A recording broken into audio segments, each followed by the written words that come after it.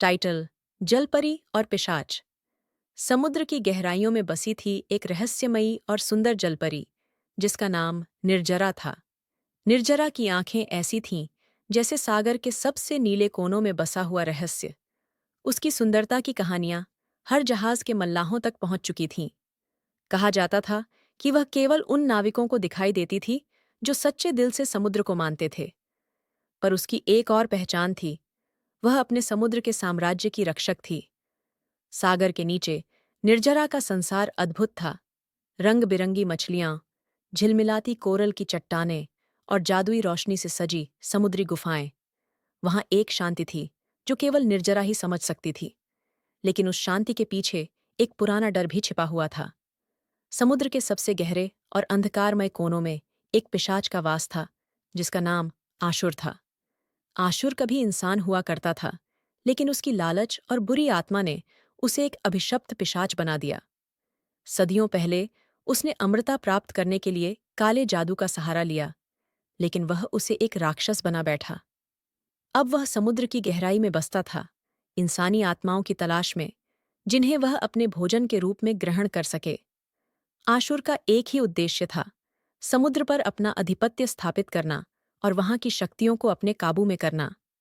निर्झरा इस बात से अच्छी तरह वाकिफ थी। उसके पूर्वजों ने उसे इस भयानक पिशाच के बारे में चेतावनी दी थी, और उसका कर्तव्य था कि वह समुद्र की सुरक्षा करे। लेकिन आशुर ताकतवर हो चुका था। उसकी काली शक्तियों ने कई निर्दोष जीवों को निगल लिया था, और वह दिन प्रतिदिन और भी भयंकर होता जा रहा था। एक दिन समुद्र में एक अजीब घटना घटी। एक युवा नाविक, जिसका नाम अर्जुन था, अपने जहाज के साथ समुद्री तूफान में फंस गया। उसकी नाव को एक बड़ी लहर ने उछालकर समुद्र के बीचों बीच फेंक दिया। जब अर्जुन को होश आया, तो वह खुद को निर्जरा के साम्राज्य के पास पाया। निर्जरा उसे देखकर अचंभित रह गई। वह समझ गई कि यह कोई साधारण घटना नहीं थी। अर्जुन के आने के पीछे कोई बड़ी साजिश थी। निर्जरा ने अर्जुन को अपनी दुनिया में शरण दी और उसके घावों का उपचार किया। धीरे धीरे अर्जुन को इस जादुई जलपरी और उसके संसार के बारे में पता चला।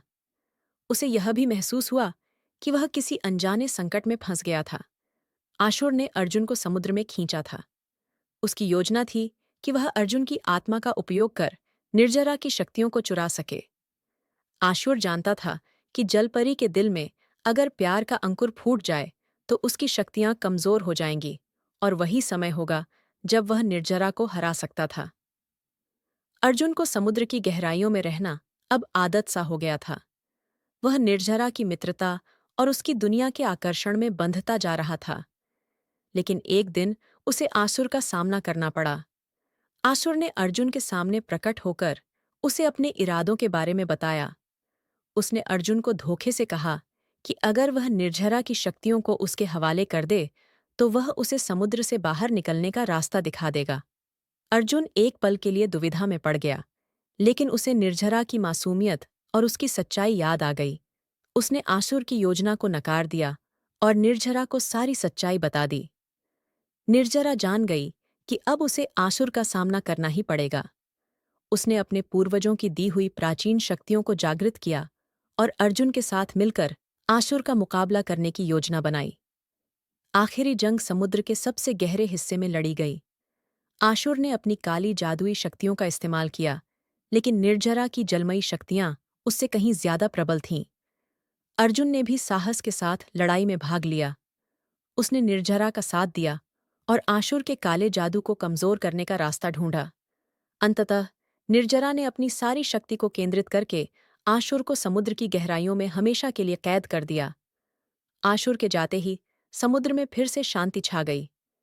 निर्जरा और अर्जुन एक दूसरे के प्रति सम्मान और स्नेह महसूस करने लगे। अर्जुन ने निर्जरा से समुद्र में ही रहने की इच्छा जताई, लेकिन निर्जरा ने उसे समझाया कि उसकी जगह इंसानों की दुनिया में है। अर्जुन को उसकी दुनिया में वापस भेज दिया गया, लेकिन वह कभी भी निर्जरा और उसकी रहस्यमयी दुनिया को नहीं भूल सका। समुद्र के किनारे बैठकर जब भी वह सागर की लहरों को देखता, उसे महसूस होता कि निर्जरा वहां कहीं उसके करीब ही है, अपनी दुनिया की रक्षा कर रही है।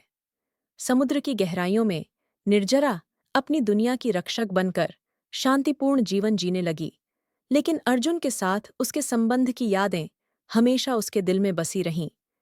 इस तरह जलपरी और पिशाच की कहानी, जिसने समुद्र और धरती के दो अलग-अलग संसारों को मिलाया था, युगों तक लोगों की स्मृतियों में जीवित रही।